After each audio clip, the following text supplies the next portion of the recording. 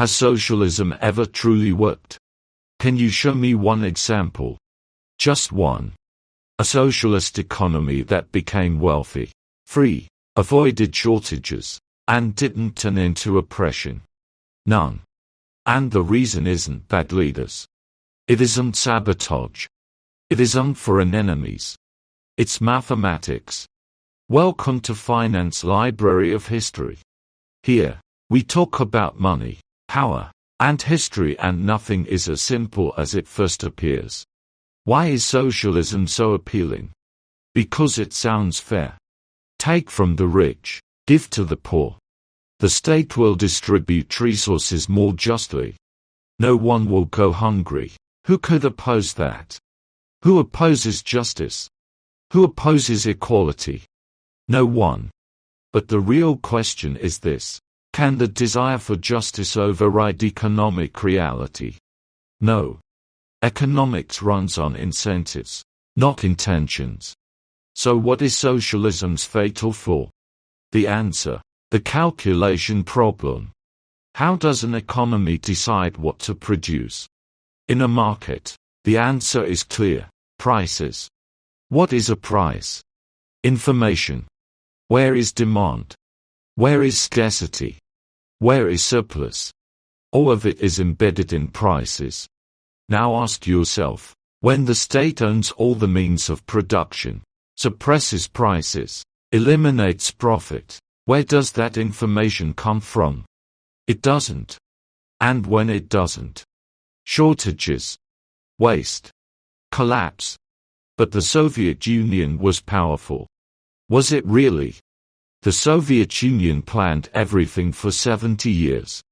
Every factory, every farm, every shop. The result: empty shelves, long lines, stagnant innovation. Even the famous mail example tells the whole story. When production targets were set by quantity, millions of tiny useless nails. When targets were set by weight, a few massive nails no one could use. There was a plan. There was no intelligence. In 1991, the system collapsed. Question: if socialism works, why couldn't it survive? But Venezuela collapsed because of foreign interference. Really? Venezuela had the largest proven oil reserves in the world. Hugo Chavez came to power, imposed price controls, nationalized companies, said, "We are taking from the rich." And then what happened? Farmers stopped producing. Businesses shut down. Money was printed. Inflation exceeded 1,000,000%. 1,000,000%. Question: how does an oil-rich nation descend into hunger? Answer: by destroying incentives. But Cuba has good health care. Cuba has been socialist for 60 years. Average salary: around $20 a month. There is education, but no opportunity. There are doctors, but no medicine. Question: if a system forces its people to flee the country, can it truly be called successful? China did not grow because of socialism. Deng Xiaoping made a decision. Private property returned. Profit returned. Prices returned. The result: nearly 10% annual growth for 3 decades. Hundreds of millions lifted out of poverty. Question: was that socialism succeeding? Or socialism retreating?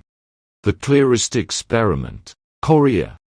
In 1945, the peninsula was divided. North Korea chose socialism. South Korea chose markets. Today, one is a technological powerhouse. The other struggles with chronic hunger. Same people. Same culture. What's the difference? The system. Here's the reality. Socialism promises equality, but delivers equal poverty.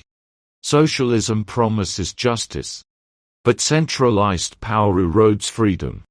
Socialism promises security, but kills production. And without production, there is no prosperity.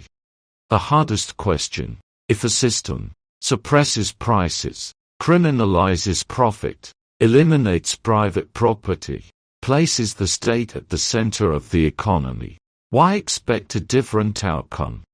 Did mathematics change? Did human nature change? Were the laws of incentives repealed? No.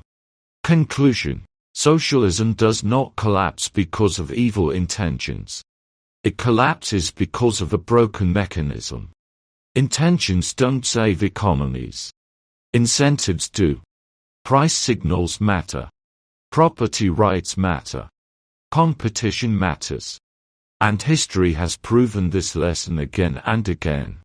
The question is, when will humanity finally learn it? If this perspective made you uncomfortable, think. If it made you reflect, research. If it opened a new window for you, don't forget to subscribe.